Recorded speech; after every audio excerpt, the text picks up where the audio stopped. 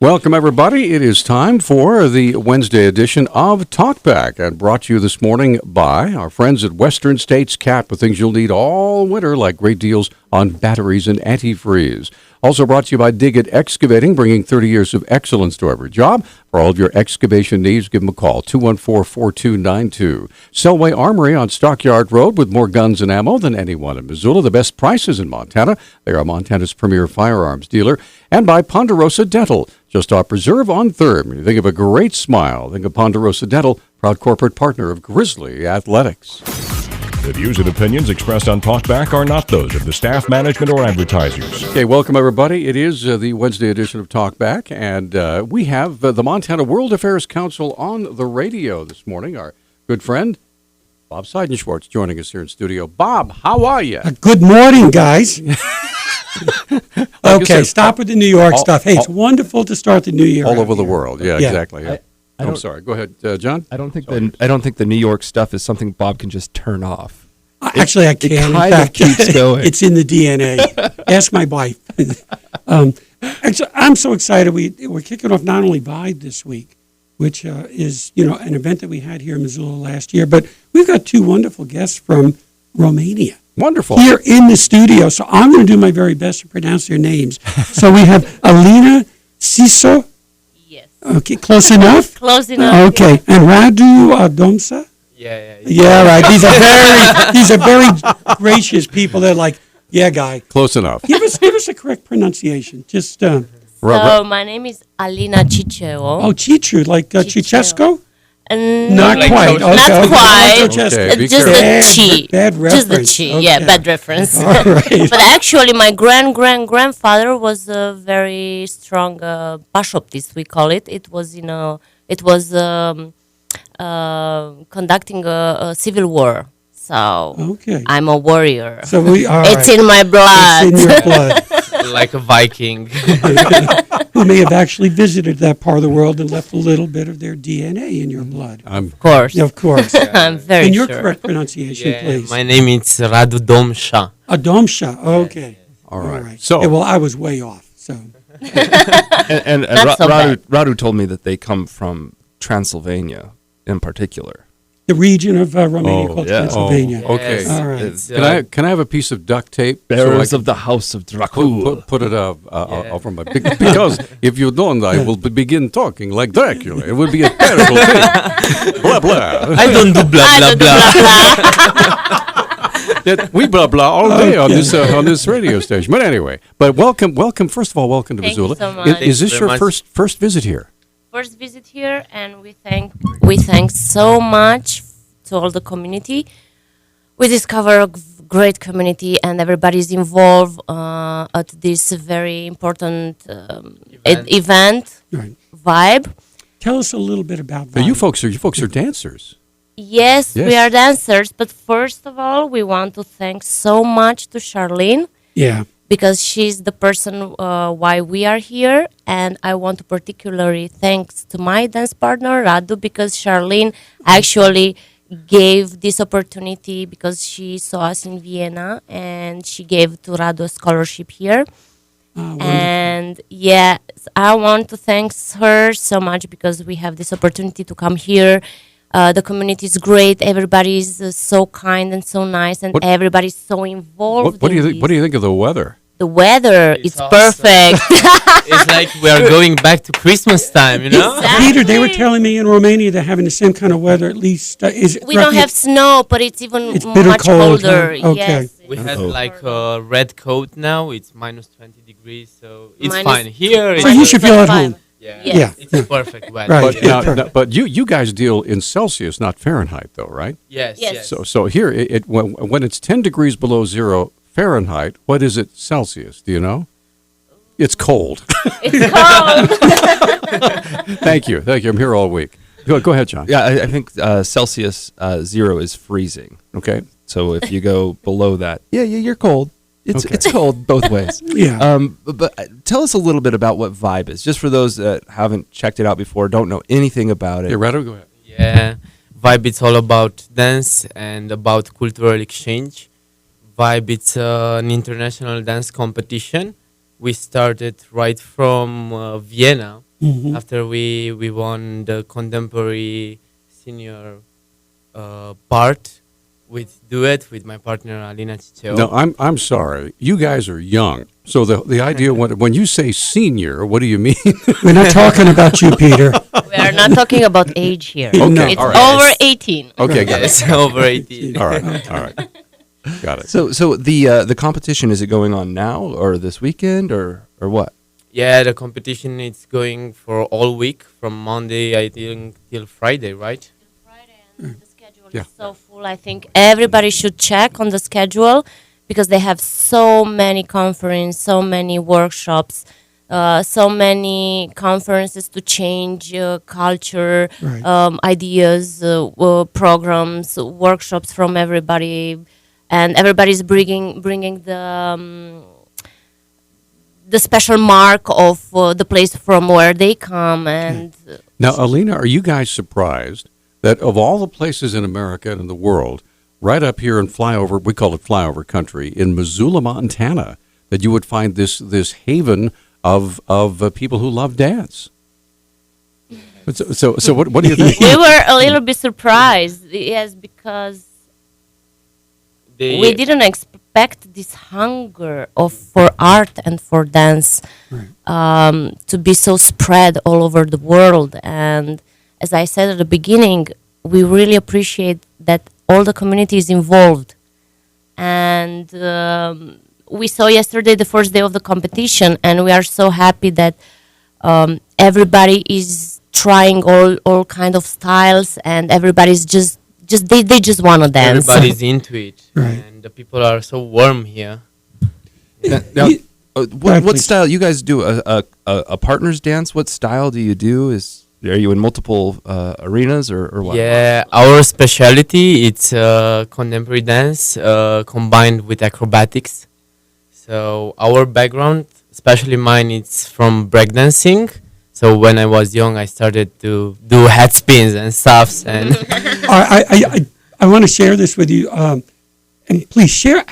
Coming from Romania, how much is American culture? I mean, you're talking about breakdancing. yeah. That didn't originate in Romania. Yes, So, that's true. what was the influence? What was the media that brought this kind of to your attention? And how wide is this? Practiced in your country? At what point did you say, I want to try spinning on my head? Right. Well, and he's got the very cool haircut here too. Where they can't see. Thank you him. very much. It's my In a short way, to make the introduction, then I pass the microphone to Radu again. Romania, we've been till 98 under the communists. Right. After that, democracy just came over us. And we just suddenly started to be free, started to get out of the express country. yourself, And to express yourself. Everybody yeah. knows communists don't break dance. Yeah. And then we started to travel around the world, and we started to get informations. That was the most important thing. We started to have informations, and then we realized we are so far away from everybody. I'm talking about dancing, and we started to make researches, and we invest a lot of time and a lot of money to go all over the world and to make workshops, seminars, congress, different. So we just wanted to learn, and we learned so much. And Yeah, well, we're in a going short time. We're going to take a quick commercial break. That we do that here. So 721-1290 is our number. If you have a question or a comment for Radu or Alina, they're standing right here. They'll be happy to answer your questions. 721-1290 is our number, and we'll be right back. They're already moving. They're moving. I just had to do that because people who love to dance, they know that everybody loves the Bee Gees. So anyway, so go ahead. Stay alive. Or have you seen Saturday Night Fever, the movie? No. That's where that Yeah, song yeah. is always synonymous with. When these gentlemen, Oh, hold on. Go ahead, John. when these guys think of hip dancing, that's what they think. Oh, of. No, Peter, no. It's from like the 70s. So I got to tell you a quick story about when Radu's talking about breakdancing. Dr. Abraham Kim, who you've met, his son grew up here. I think they moved from California to Missoula. Family's history is South Korea. So he wins a competition here last year in kind of the breakdancing world. I may be getting a little bit of that wrong. And then he goes to Los Angeles.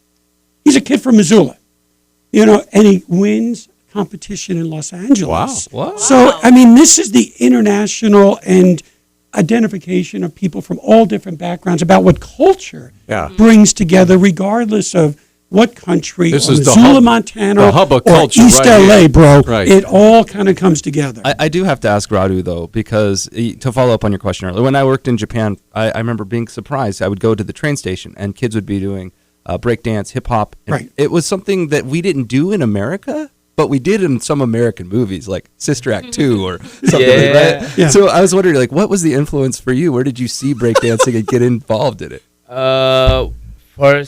First time when I saw breakdance was on a gym. They've been people around, spinning around, jumping around, and I was amazed. After that, I get involved in this small community, and we started to practice on the streets, and people started to see us, and we developed this culture also in Romania. Now, did you have a chance to watch others, to learn from them and copy their moves? Yeah, or did you come up with your YouTube own? helped us a lot. So, how did your parents feel about this intrusion of American culture? Because in some ways here, that can be somewhat, for some parents, problematic identification and doing certain things that they would say, what are you doing? Why are you talking like this? Why are you acting like this? So was there any of that kind of pushback from parental authorities in your country? Of course it was. As I said, my parents are still living after communism. Don't express yourself, especially it was very awkward to express yourself through movement and through dance. So of course it was something very new for everybody, and they didn't encourage you as a child to make dance career, So if you're not a ballerina, then it's not possible to have a career. So our generation started with a lot of guts, to fight Right. and to stand up, and it's still difficult, but maybe this made us stronger. So, Alina, have Stronger. your parents come to accept your dance now? Do they enjoy it now? Maybe 50%, but Okay. only in the last years. Okay, I got you. All right. Listen, when they They say, wanted an economist. especially We when can they talk say- about that later. especially when they say, "Oh, you get to go to Missoula, Montana." We approve. Such a No, wonderful, fabulous they said, city. They said, "Oh my God, there's such a bad weather. Are you sure you want to go?" Yes. So I am absolutely curious. I assume that you haven't been to a smaller American town like Missoula before, or have you traveled through kind of rural or more rural America? I've been only to Chicago. Okay. For Radu, it's the first time. Yeah, it's first time. So what are your thoughts? Just give us some thoughts and comment. We won't be offended. What do you think of it? I think Missoula is a very nice place to live because the people are very beautiful. You have Thank great you. Thank you communities. so much. Now I know you're lying because he's looking right at me and saying the people are beautiful. No, we are not lying. We were traveling to big cities all over the Europe, Rome, and Berlin. including in our country is the same story. We don't like big cities because people are mean, Are because getting people lost. they lost their soul. They don't have any clue where to go and what to do. So that's why we love small communities where the values are on the first place, Are still and there. they still have values. So that's why when we came here, because I've been to Chicago, I know what's especially on the dance area. I know that everybody's fighting and struggling. So when we came here and we found just a lot of warmth, everything is so cozy here. It's very we were genuine. so happy. We think of these big cities as a focus for the arts. One of the big reasons is they have the stages and the platforms and the facilities and the crowd And the And money. the financial support. to Yeah, kind of yeah. drive this. Yeah. What do you find that you dance differently in a place like Missoula than you would in a place like Chicago? Or is it all the same? As us, Yeah. as we dance, is the same. It's the same. We must be professionals. And So- that doesn't matter where we dance. Allow me to ask you this: What kind of music do you use when you perform? I mean, do you have groups that you enjoy, or do you create your own music, or what? No, I don't create. When I was student, I was working with a composer, and it was great on acoustic music. But we are searching for our music. We love academic music, like opera and classic music. We love to dance on classic music. You break dance to opera? And yeah, we could do that. We could do that. It's very different, you know. Yeah. So what's the best aria to break dance You know, to? we don't break the beat, we break the opera. All right, and with that, This is just so much bloody fun having you guys here. that's the perfect. Yeah. That's the perfect way to go into a break. Yeah. Where we broke the opera. I love that. So we're going to come right back with. Of course, sometimes the opera is broke, but that's okay. That's a different story. We're going to come right back with more in a moment.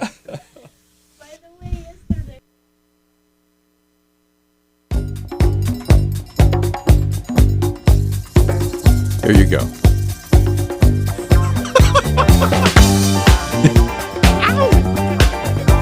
I mean, ow, that really hurts. All right, 721-1290 is our number. All right, we're back. And Alina and Radu, both very good sports for putting up with this old guy and his music. Anyway, 721-1290 is our number. We're running out of time, actually. Go ahead, John. When you said you were going to play some of your music, I was expecting Gregorian chant. Pretty close. That's pretty close. Yeah. Hey, so tell us a little bit. We know there's a big event going on. Vibe is going on all week, and there's some special events that people can check out. The general public's invited to. One of them starts on Thursday. Is that right? The big conference, the diplomacy conference. The Art of Diplomacy. Yeah. So somebody got to talk. Go ahead. The Art of Diplomacy starts on Thursday and Friday. There are 2 days full of conferences and a lot of performances connected through a subject. Our subject, we have the opportunity to participate to this conference, and our subject is how art tells stories, because Charlene, again, she's guilty. Charlene saw us in Vienna, and she said we are very expressive dancers, and we tell stories. When we are dancing, we say something, and the reaction from yesterday after our duet was the same. Everybody was very touched, and they felt our story, and they got emotion. Can I share this may sound very strange. I was born in Hawaii, all right? My mother taught the hula. Now, the hula is dancing, and the hands and the feet and the movement all tell a story. Mm-hmm. So it's communication all over the world, isn't it, through dance? Yes, it is. Even one gesture can say so many things, and everybody can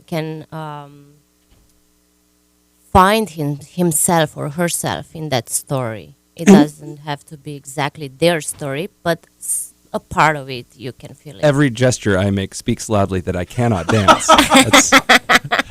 And this is really kind of the heart of art and diplomacy, is that you are representing your country. Yes. You are diplomats. Here, people meet you. They have an opportunity to speak, to see, to discuss with you. So this is really where the diplomatic and arts get blended together. And in time, we hope it makes a difference for people as far as opening up. And your story here today about just even telling us 1998, how things have changed, is just wonderful and a great reminder. So Missoula says, we embrace you. Thank you so much for being here. Oh, thank you so much. Thank And you we very embrace Missoula and Radu. You wanted to say something? Go ahead. Yeah, I also wanted to thank you for this opportunity to Charlene and Vibe International community. And we'd like to put a big shout out to Charlene Campbell for putting this together. These people work unbelievable amount of hours, spend time having to gather resources, bring people together, and then we get to sit back and enjoy it. So very selfishly, we'll take it all in and again, say thank you. And on behalf of all of us clods who cannot dance, we thank you for your skills and being willing to share them. Seriously. Thank you so much. Thanks for being here. Okay, so Alina and Radu will be appearing at various venues throughout town during Vibe. Hope you'll take advantage of, check it out online, and find out more. We have a special guest coming up at 9, and the Montana World Affairs Council on the radio continues after the top of the hour. If you've been battling the bulge, it's time to lose and win big. Get a free screening on January 21st at Providence Medical Group in Missoula to see if you're a candidate for weight loss surgery. Call 329-5866. Weight loss surgery can help you lose weight and corrects other related conditions such as type 2 diabetes, hypertension, and sleep apnea. Providence Medical Group in Missoula is offering free weight loss surgery screenings January 21st. Most insurance, including Medicare, cover treatment costs. For results you can see and feel quickly, call 329-5866.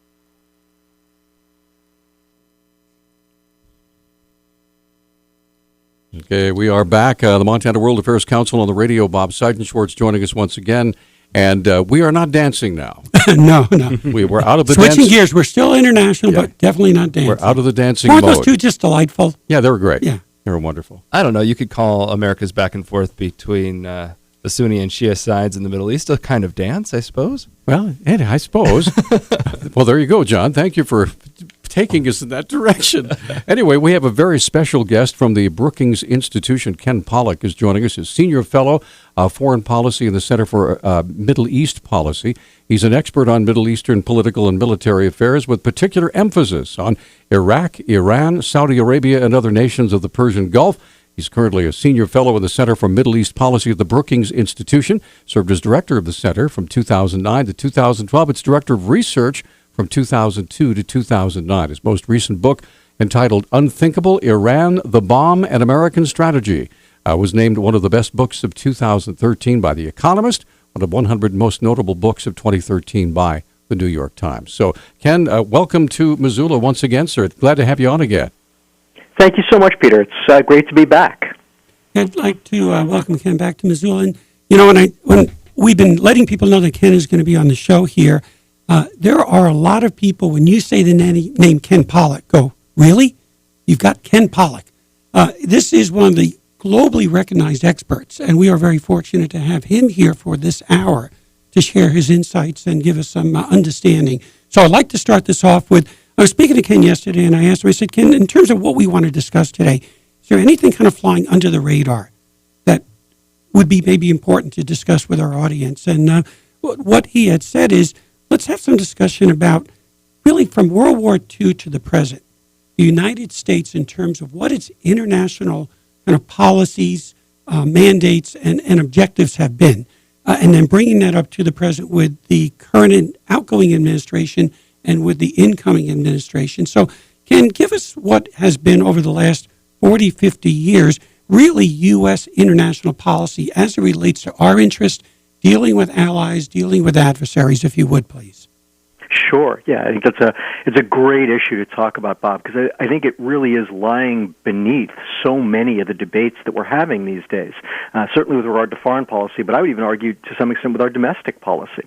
And the basic point is that after World War II, the United States learned a very fundamental lesson from the involvement in the two world wars, which was that the world was a very dangerous place, a very unstructured place, and that the U.S. just couldn't ignore that any longer. We had lived in splendid isolation for close to 2 centuries and had done pretty well, but what we learned in the two world wars was that we were just too bound up in the world was too bound up with us, and so we needed to do something to deal with the problems of the world, or else they were going to have a really profound impact on us, the way that obviously the Second World War did. And so we built a new international order. Right? We set up a series of economic institutions, enshrined in the Bretton Woods Accord, things like the International Monetary Fund and the World Bank, and later the World Trade Organization, to kind of organize how everyone handled global economics. And then we set up a whole diplomatic structure with these alliances like NATO, and over in Asia, CETO, and briefly in the Middle East, CENTO. And even when some of them went away, famously CENTO fell apart, but we nevertheless built another alliance system on top of that with our friends the Israelis, and then eventually with some of the more moderate Arab states, as we like to call them, Saudi Arabia, Jordan, the United Arab Emirates, Morocco, etc. And then, of course, beyond that, those alliances also had critical military components. Right, and the U.S. military was the top dog, the big dog in the pack, but we helped all of these other countries build militaries that interlocked with our own, so that whenever there was a threat to that system, economic, political, and particularly military, we had a whole structure of organizations, networks, and allies that we could work with to address those different problems. And of course, the truth is that worked really well for the last 50, 60, 70 years. It benefited a huge number of countries around the world, and it benefited the United States enormously, probably benefited us more than any other country. But of course, that was for then. And the world is changing. It's changing in some profound ways. And, obviously one of the things that people keep talking about, and I think it is an important topic to discuss, is that while the system did benefit us enormously, it also imposed real costs. We had to pay in a lot of different ways to maintain this system. And, as we're moving into the 21st century, I think, what we're experiencing more and more is people asking, well, gee, is that system really serving us as well? Or, to an even greater extent, maybe it is still benefiting us, but it's benefiting a lot of other people too, and maybe they should be paying more and we should be paying less and we should be doing less to maintain it. And of course there are a lot of other people who are then coming in and saying, no, that's a mistake. They won't want to maintain the same system that we did. We benefit more from it than anybody else does, so we shouldn't fix what ain't broke. And I think this fundamental question of how much the United States should be trying to preserve that system that we built after the Second World War that served us so well for so many years. How much should we invest in that? How much should we try to preserve it? Or to what extent should we let it go, allow other things to happen, or try to convince other people to pay for it? I think that's really at the heart of so many of the foreign policy, and as I said, even some of the domestic policy questions that we've been facing the last decade or so. One of the things I really wanted to ask you is a lot of this, at least in the American viewpoint, is portrayed as a kind of a peace dividend opportunity. The Cold War is over. We can move on now. We don't have to worry about communist Russia taking us over now. So perhaps it's time to scale back on some of this, reap some of the rewards, take some of the money back. And I guess my question for you is, in light of World War II and history, and I know you're a great historian, I read the Persian Puzzle when I was in college, there is this concept of, not just this enemy, but perhaps a future enemy that might arise. I guess, do you think that kind of winding down some of our alliances is a good idea to get the benefits now for the United States? Or do you think it would be better to kind of keep it in place or change it for a future potential enemy? All right. Now, Ken, hang on. I'm going to take a break, and we're going to come back and have you answer that. Sorry about that. I have to jump in and do a quick commercial break. By the way, we have 3 lines open. If you want to visit with Ken Pollack, this is an extraordinary opportunity to talk with someone who really, really knows what he's talking about when it comes to Middle East policy. We'll be right back with more of Talk Back in a moment.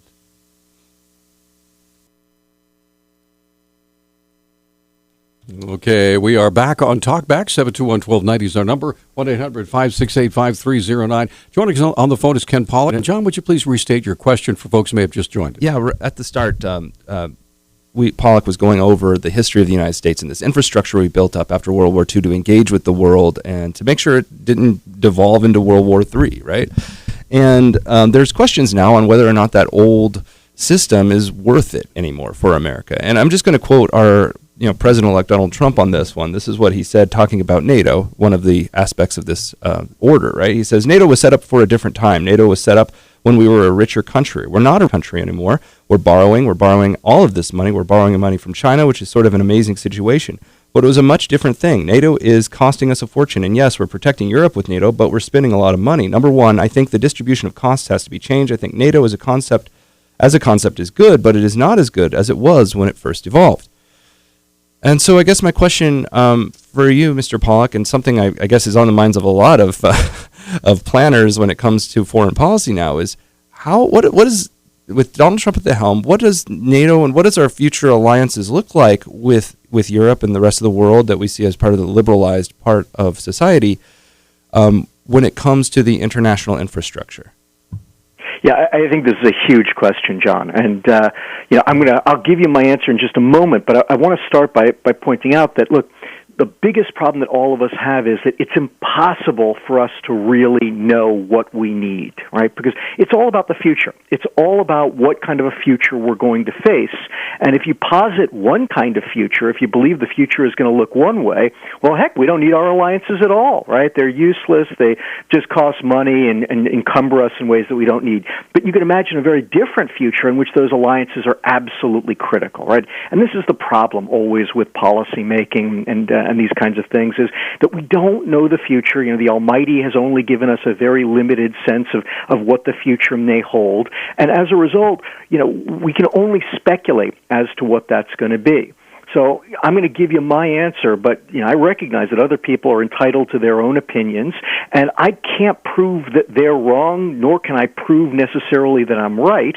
I'll just give you my rationale, and I start from the sense of, I tend to be fairly conservative with a small c when it comes to these kinds of things, and I look at the world, and especially the world over the last 60, 70 years, and I think, you know what, it's been pretty great for the United States, and that's not to say that we haven't had problems, and there haven't been problems at home, and that we haven't made mistakes abroad.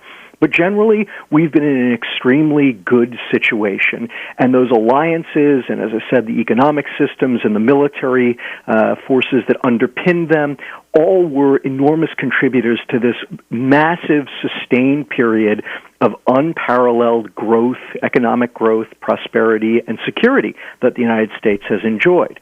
And so, again, being somewhat conservative, my feeling is that, we shouldn't just throw that away, that that's something of real value. Now, I also do recognize, as I said, the world is changing, right? I think that President-elect Trump was absolutely right when he said that these are institutions that were built for a different time. The world is changing in very profound ways.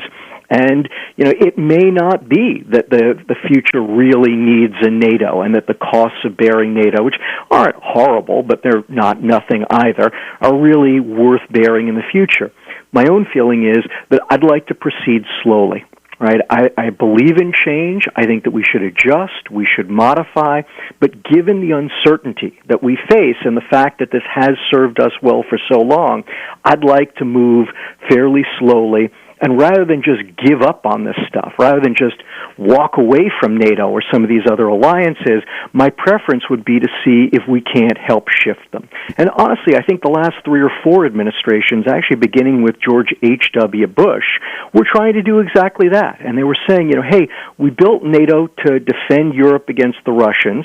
We're no longer afraid of the Russians, but, there's a lot of other stuff in the world that we think that NATO could be used for. And so the U.S., starting with President Bush and all through his successors, has been trying to push NATO to do other things. I think that's spot on. Until we have a clearer sense that the future is going to be radically different and know in what way it's going to be radically different, I'd prefer to try to modify, to push these things, to get others to step up to do more, right? But not necessarily just junk it and throw it out the window. What are these other threats that you see in the future possibly arising that would justify this infrastructure? Yeah, well, look, again, this is part of the big question mark out there. Is it is impossible to know, right? And you can posit a range of different threats. At the most extreme level would be, a new major superpower that has interests radically different from our own and was determined to do things to hurt us, right? China is the country that most people worry about falling into that category, and we can certainly imagine a future where you did have, a very aggressive nationalistic China that basically said, why should the world be set up to benefit the United States of America? Why shouldn't it be set up to benefit China? And went about attacking our allies and ripping up this infrastructure and doing a whole lot of other things that were, deeply injurious, really problematic for our vital interests. And under those circumstances, that could be a major fight that we would have to have. Or maybe we would just retreat. Maybe we'd just say, what, China wants to run the world, that's fine, we can live with it. So that's, one, is this new superpower.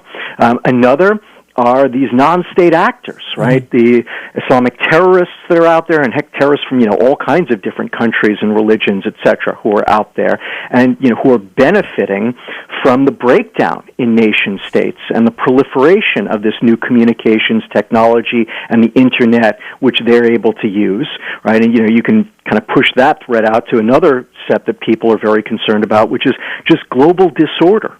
So, you look around the world, and in particular the part of the world that I look at, the Middle East, countries are just falling apart. Yeah, Ken, hang on just a second, Bob. Ken, we got to go to a break, but when we come back, I want to pivot off your last couple of comments, which is the case for sovereign obligation, especially when it comes to non-state actors, and also the economic drivers behind this. So when we come back from our break, we'll address those. You bet. And we have 3 other lines open. If you want to visit with Ken Pollack, give us a call, 721-1290. We're coming right back. Okay, we're back on Talkback. 721-1290 is the number, 1-800-568-5309. Joining us on the phone, Ken Pollack from the Brookings Institution. Go ahead, Bob. Ken, let's address the U.S. economic interest on a global basis. We didn't maybe start World War II. We finished it, but we rebuilt the world. And there was a lot of benefits that we derived from that have continued to extend. And economically, I have always identified that as the key issue for when we have this type of discussion, which is advancement of U.S. economic interest. Right. Well, I absolutely agree with you, Bob. And I think that if we're thinking about U.S. foreign policy and U.S. interests and what it is that the United States should be doing in the world, why it's important for us, I think we do have to start with the economic issues. And, here I think a little bit of history and understanding where we've gotten to is very useful to understand some of the debates that we're having right now. So just, very broadly in a nutshell, 150 years ago, the United States became basically the production giant of the world, right? We started with agriculture, massive agricultural production, but then particularly after our Civil War, we became the industrial powerhouse of the world. And when that happened, we were looking for markets. We wanted places where we could sell our farm products, where we could sell our manufactured products, everything coming out of the farms and the factories. And so we believed in free trade, and we believed in maximizing our ability to simply trade with everybody else in the world, because our fundamental belief was if we can just open up their markets, our goods and our food is so good, it's so high quality, it's so cheap for us to produce that we're going to make a lot of money. And Americans are going to get very wealthy as a result of that. And, of course, that was all true. Now, fast forward to the present. We still do make a lot of stuff, right? But it's our economy has become very differentiated. It's a different kind of economy. We still grow a huge amount of food. We still export a great deal of food. We also do export a lot of product, but a lot of it has become in the form of ideas. Right? It's not so much that we're necessarily making the cars and exporting them. It's that we're coming up with the new idea about how to drive, right? Driverless cars and things like that. And again, those ideas are enormously powerful. Just think about Apple and the way that Apple dominates the world, or Google, right? And it's less about literally the Apple computer. It's much more about the ideas that Apple and Google come up with, right? And so there are parts of our economy that still benefit enormously from that free trade and from having the rest of the world in these agreements with us that benefit us. But in the traditional manufacturing sector, other parts of the world have become very competitive and even, better at it than we have. We're no longer making all of the stuff in the world. China is doing that much more, and certain other countries. And so, now as we look forward, there are still parts of our economy. There are still a lot of Americans who want that free trade. They want that engagement with the world. They want to continue to be in these global markets because their feeling is we're going to continue to, kick behinds and make lots of money, right? And that's in these high-tech sectors, but also in agriculture and these other places. But then you've got the more traditional industrial base, and those folks are hurting. Right, and what they're saying is, hey, we aren't able to dominate the way that we once were. And in many cases, their argument is, hey, look, it's unfair. These other governments subsidize their labor. They're not taxed the way that we are, right? Give us a level playing field, and yeah, we'll, beat the heck out of them. But, in this kind of environment, we need help. And so these economic changes in the world and in the United States have started to impinge on our foreign policy. And I think that's a big reason why we no longer have the consensus around some of these core economic interests that we once did, and that's creating, real divisions internally as people argue about, do we still want to pursue our economic interests in the same way, with some people saying, yeah, it benefits us, and other people saying, heck no, it doesn't benefit us. Well, Ken, that's the whole issue of globalization that has led to the rise of certain types of parties in Europe, and I would say directly to the election of Trump here, which then goes to your point about how this is going to potentially be shifting our economic policies and, more importantly, how we engage other countries on that basis. Right, absolutely. And of course, this is the trick. And, I'll take it back to my answer to John's question, where, I think, from my perspective, we have to recognize that both things are going on simultaneously. That at one level, the United States does continue to benefit enormously from globalized free trade, and in another element, segments of the population do not. Right? And that, I think, is where the challenge is for policymakers, and so far we really haven't gotten it fully right. Hopefully we'll do better in the future. But, this question of, how do we simultaneously enable those sectors of the U.S. economy that are able to, compete globally, to be able to get out there and do so while protecting those parts of the economy that aren't, and perhaps, transitioning increasingly into these high-profit sectors. Right? That's the critical question mark out there.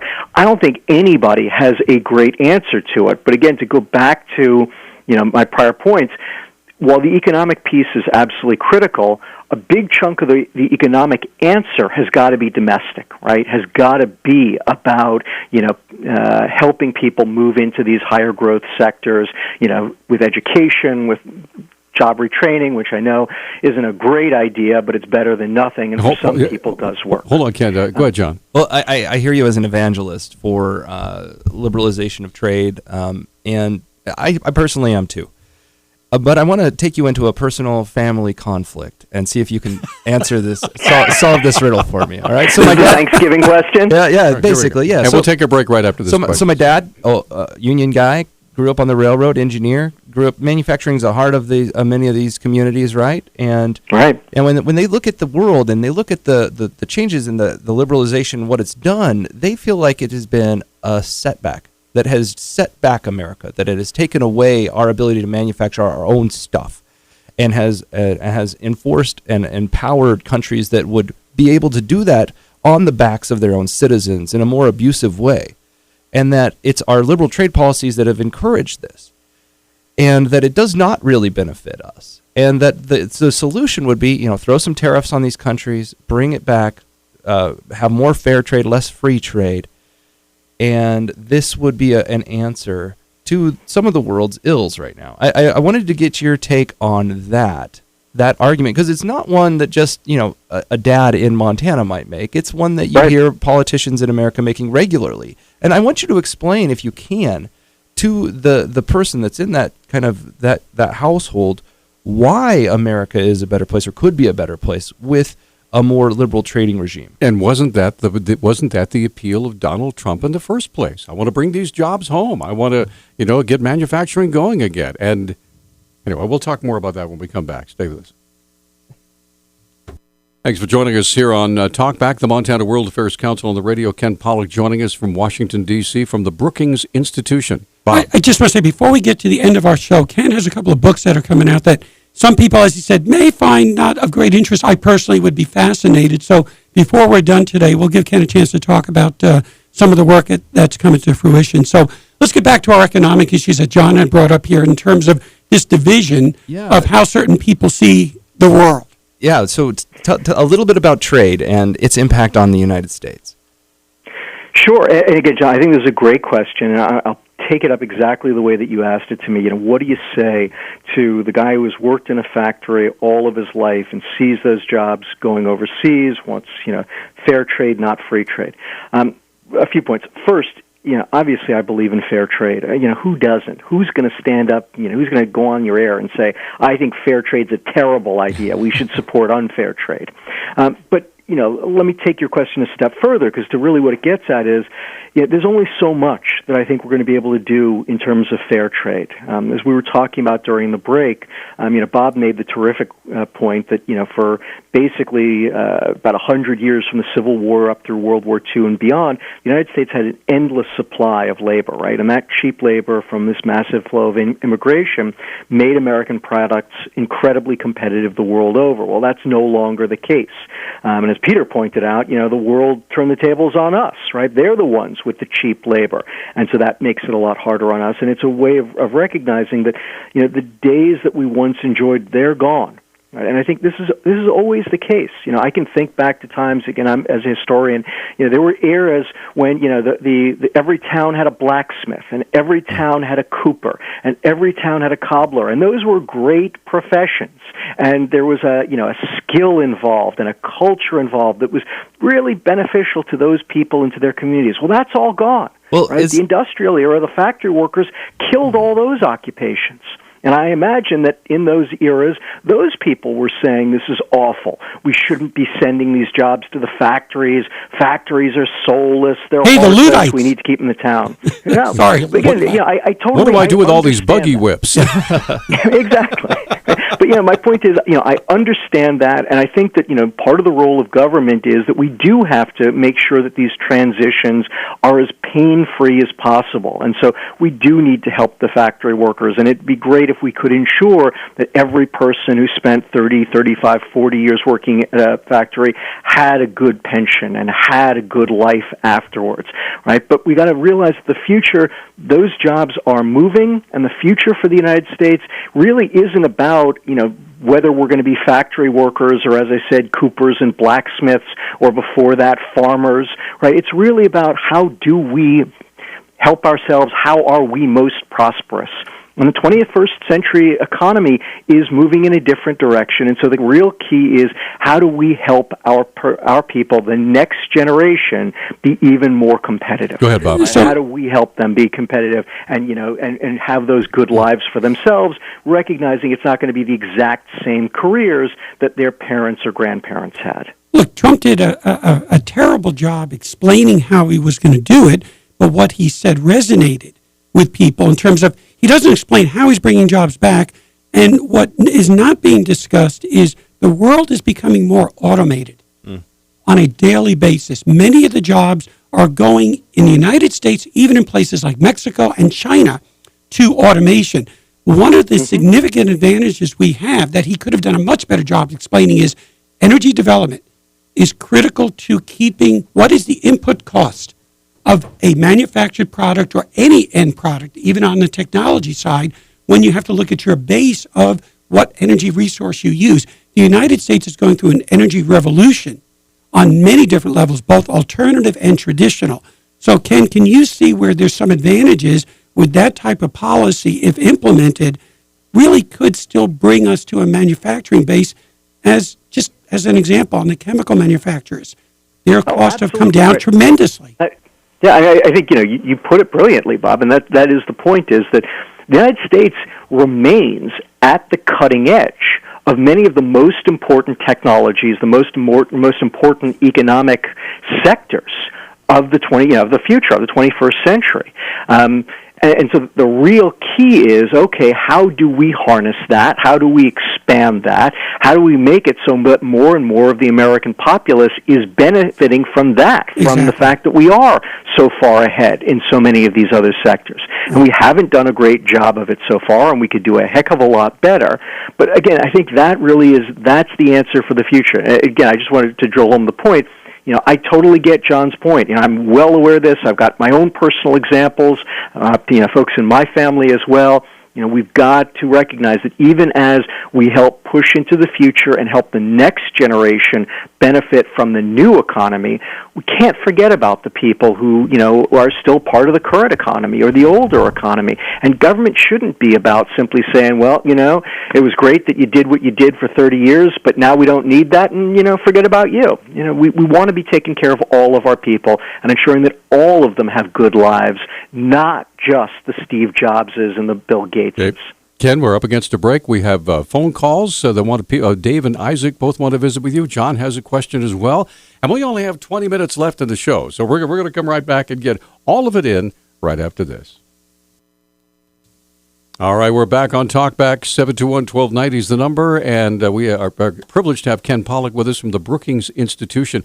And I promised we'd take a couple of phone calls, Ken, if you don't mind. So let's jump right in here and say good morning to Dave. You're up first. You're on with Ken Pollack. Go ahead. Yeah, good morning. I came to the discussion late, but it looks like Donald Trump wants to bring back jobs from Mexico back to the United States.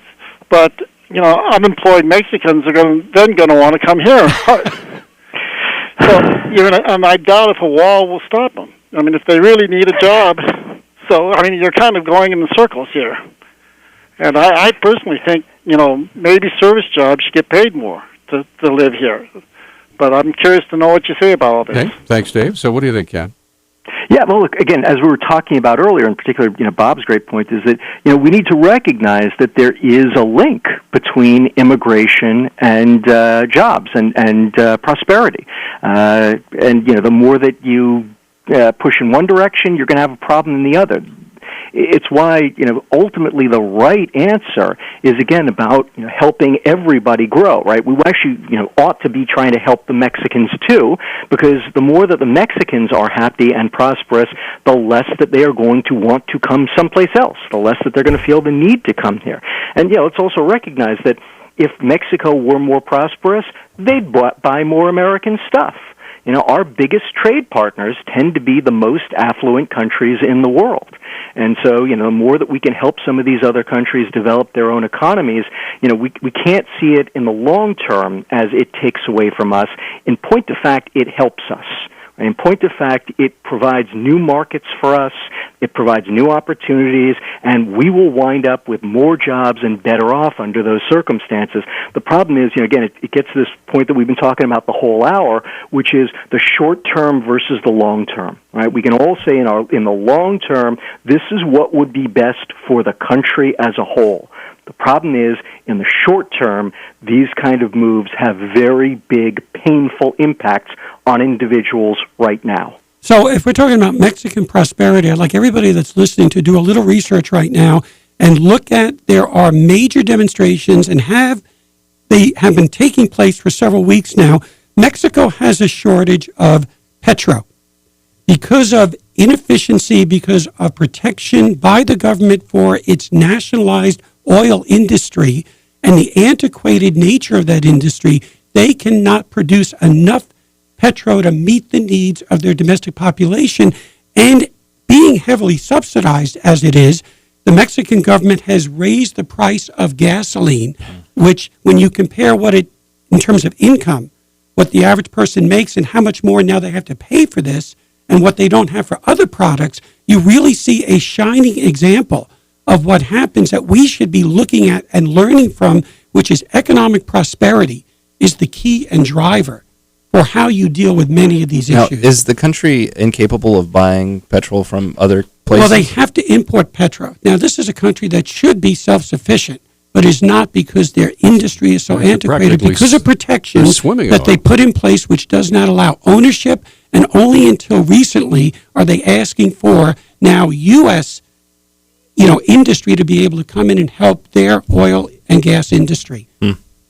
All right, let's get another. Go ahead, Ken. You wanted to comment. Go ahead. Just a quick one. That's why I love being on the show, because only on this show do we get to talk about issues that are as important as this one. But I completely agree with you, Bob. But I would add another factor, which is it's also about why other people's politics actually affects us. Exactly. Right? There's this tendency to say, those people want to be corrupt, they want to do stupid things, let them, right? It's not our problem.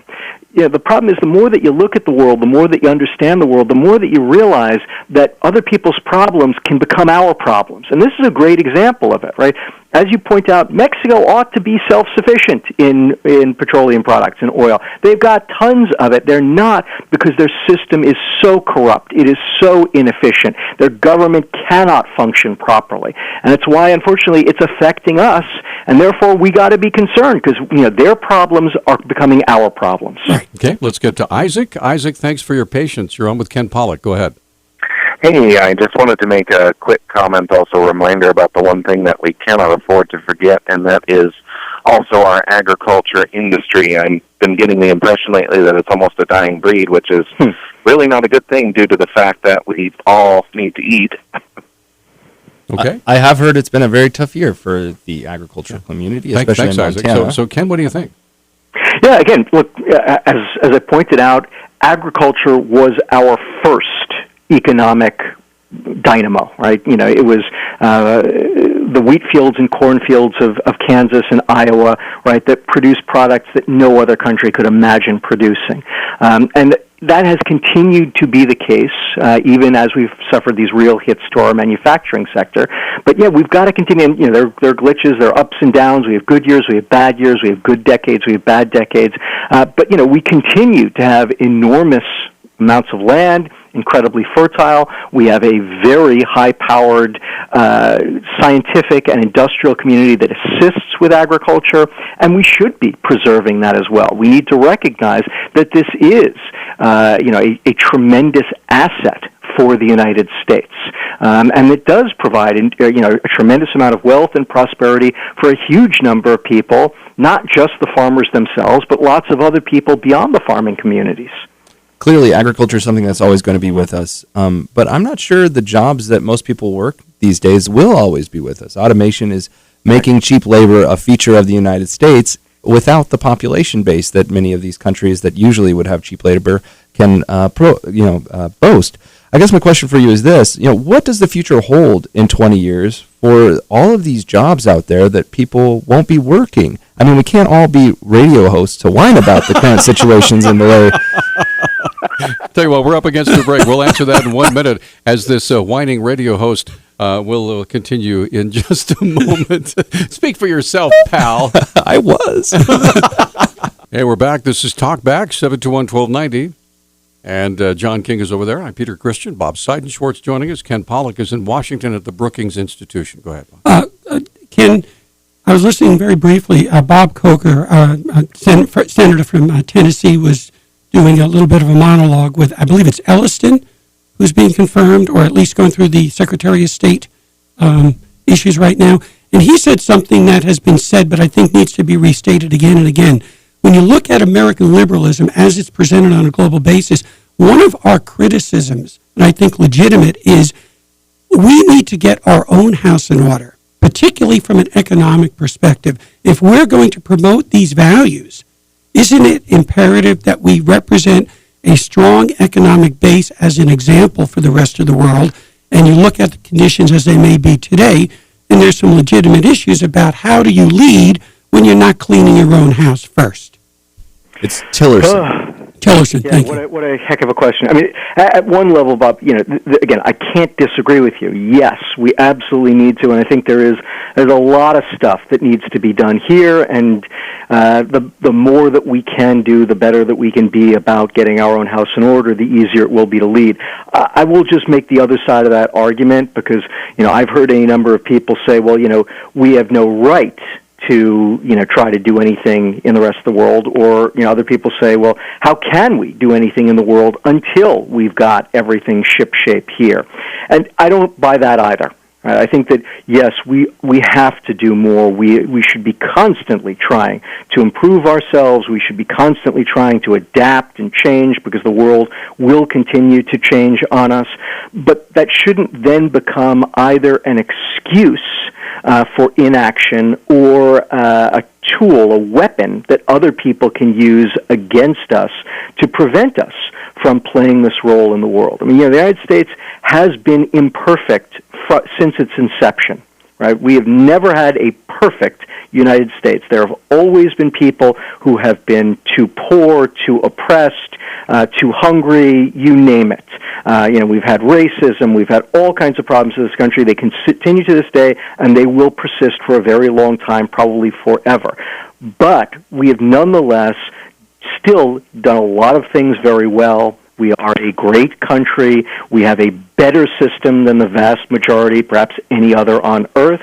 And what's more, even though we've also made many mistakes in terms of our handling of the rest of the world and what we've tried to do in the world, we've also done a lot of really good things in the world, things that no other country would have ever done. And I think that it would just be an absolute tragedy, both for us and, quite frankly, for the rest of the world, if the United States simply said, you know what, until we fixed everything domestically, we shouldn't be talking to anybody. Now, obviously, the case for involvement in the world has been made many, many times, and a lot of Americans are gun-shy about past attempts to do so, especially most recently the Iraq invasion, I think, has changed our course. I think it changed the way we behave towards the issue in Syria and Afghanistan. And I guess my question for you is, when you look at the world now and you advocate for American involvement, where do you see opportunities for an American involvement for good? What a heck of a question. I mean, again, first off, I do tend to be somewhat conservative about these things, so I tend to see more threats than I see opportunities. Second point, your point about the Iraq War, John, I think is a really important one. And to my mind, Iraq and other American foreign policy tragedies, really reinforce the importance of caution, of foresight, and of when we do try to do something, we need to actually try to do it right. This, for me, is a big element of my sense of where we've made mistakes, especially in the last 50 or 60 years in terms of foreign policy. I mean, certainly there's some things that we did that we just had no business doing at all. But in many more cases, I think that the bigger problem has typically been that the United States went in with the right intentions, trying to do the right thing, but we weren't willing to actually try to do it in the right way. Trying to put the right resources, and typically what we find in these cases is we try to do it on the cheap. It doesn't work out, and then we wind up having to pay even more than we would have if we had just done it right the first time. And, when I look at the world, to me, that's the most important lesson. It's that we mostly have increasingly the right ideas about what needs to be done. We're just not as willing to actually do it the right way, which I think really does bring us back to this first question that we talked about of what is America's role in the world and what do the American people think that it should be. Because, again, if you're willing to play this role in the world, it's about saying, you know what, we can't play this role in the world. We cannot pursue our interests and protect what is important to us on the cheap. It's not going to work out. But that then gets into the question of, okay, well, how much are you willing to pay? And I completely understand people saying, you know what, I'm not willing to pay that anymore. It was a great world for 60, 70 years. It was a great international order, but the costs of maintaining it are just too high. Ken, we have got just a few brief minutes, and I'm a big believer that when you engage in these type of overseas ventures, you better understand the culture and the history of these peoples before you get so involved. You've got a book coming out that I believe really delves into this in this short time.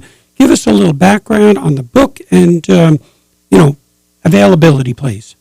Sure, absolutely, Bob. So I'm writing a book right now that looks at the question of why is it that the militaries, the armed forces of the Arab states, have performed so badly since World War II. What we've seen over history is they fight these wars, they fight lots of wars, and typically they either lose and lose really badly, or when they win just barely, and they win in circumstances where they should have won really big. Right? And we've been training Arab militaries for decades, and we have tremendous problems training them. And so I've been trying to get at this question of, well, why? What's going on there? And it does absolutely come back to what you were just mentioning, Bob, and exactly what we've been talking about, which is, for me, it really is about the wider society, right? It's not something about this Arab general or that Arab general or these soldiers. It's about their societies. It's about their economic systems, their political systems, and a big chunk of it is, I'm going to use the word culture. It's about their culture, but you can narrow that even more and talk about something that we were talking about earlier, which is education. Right? They have an educational system which really doesn't equip its people to function on the modern battlefield. Ken, we are completely out of time. So if you could give us information, I'm so sorry. If you could give us some information on where we... It won't be out for 2 years. Okay. So don't hold your breath. How do we find the Brookings Institution? Brookings is on the web at www.brookings.edu.